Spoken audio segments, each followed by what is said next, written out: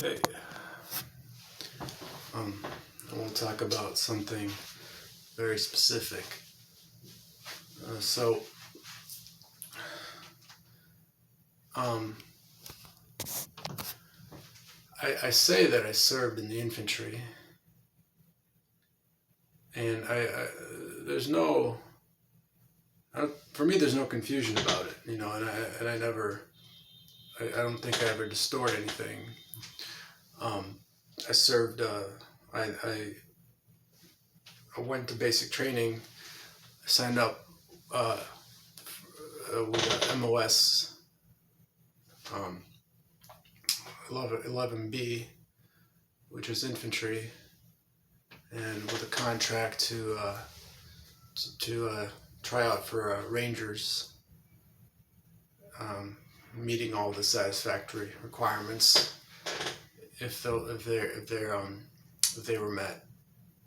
So I went to Fort Benning uh, to train in the infantry MOS, and I was there for 3 months. So I didn't complete basic training. I left after 3 months. Um, I joined the army because like the people that I wanted to work with in media and stuff, we were too different, and it just wasn't happening. So I'm like, okay, so I'll join the military, and you know, for me, joining the military meant to actually do fighting. So I enlisted. I had a degree, but I wasn't interested in being an officer. Um, and then, in the training, I was kind of thinking a lot about spending the next 4 years in the army, and I really enjoyed being there. But to me, it just seemed like something that for me personally wasn't going to be worth the investment of time, because my goal ultimately was to work in the media to kind of stave off what I saw as the greatest dangers facing the country and people, which weren't the people we were fighting in the Middle East. It was communist China and what they were doing.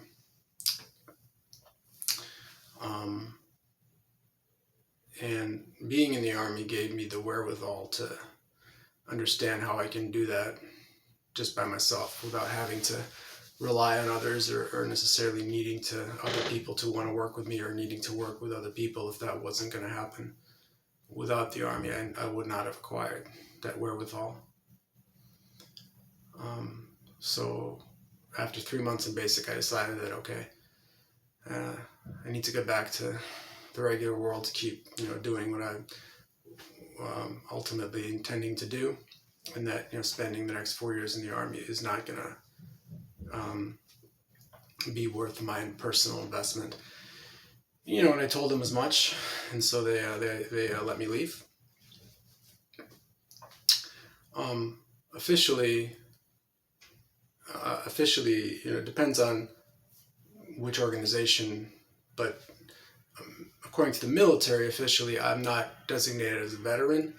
I received an unclassified discharge, meaning basically, if you leave prior to the end of your basic training, and without any other circumstance, it just doesn't work out, so to speak, it's unclassified. And officially, it's as if you never actually served in the army. And that's that, yeah. So officially, according to the military, I'm not a veteran. The way I look at it, if you, as soon as you step foot off the bus into basic training, and you cross that door and into the whatever fort that you're going to be training at, you're a veteran.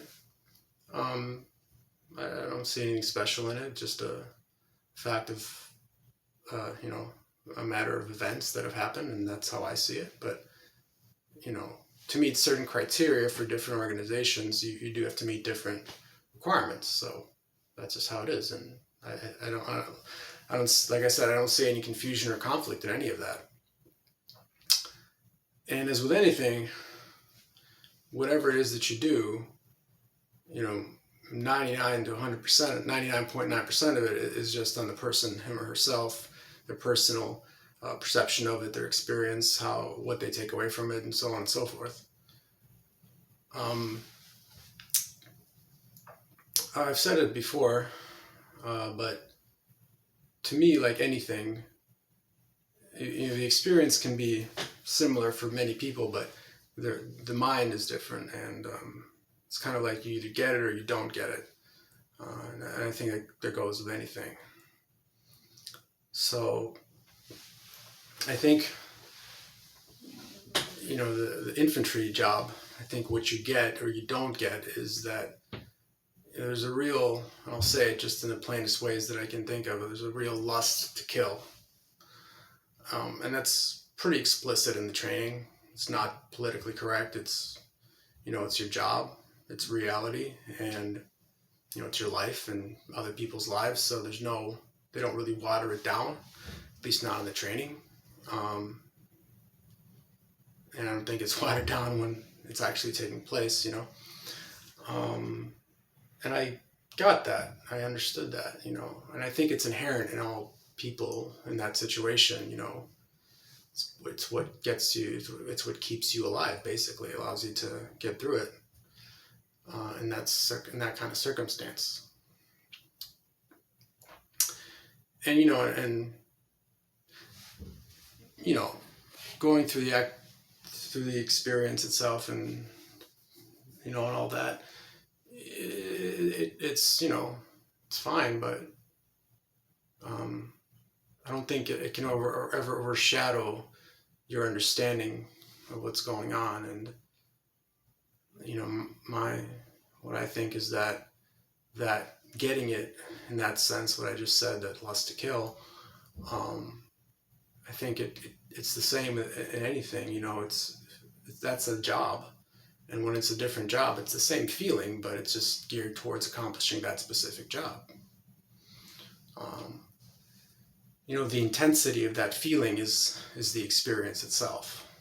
The experience brings that out in you, but that intensity can be felt by anybody, depending on who they are and their understanding and mindset. And so I think that what's missing, for a lot of people that seek that adrenaline rush or experience it, and then, that's only a very brief amount of time that you can experience that. For most of life is just very quiet and peaceful, as it should be. But to keep it from being boring, obviously there has to be purpose in what you're doing, but it's the same energy is present when you have a purpose and mission. So it's, you just channel it, and you're the one who decides where to channel that mindset. So I don't think that every single person needs to experience everything under the sun to understand what things are about. I think that's nonsense. It's just something that you put on Pinterest, some cliche garbage. If you get it, you get it. It could be anybody, anywhere, doing anything.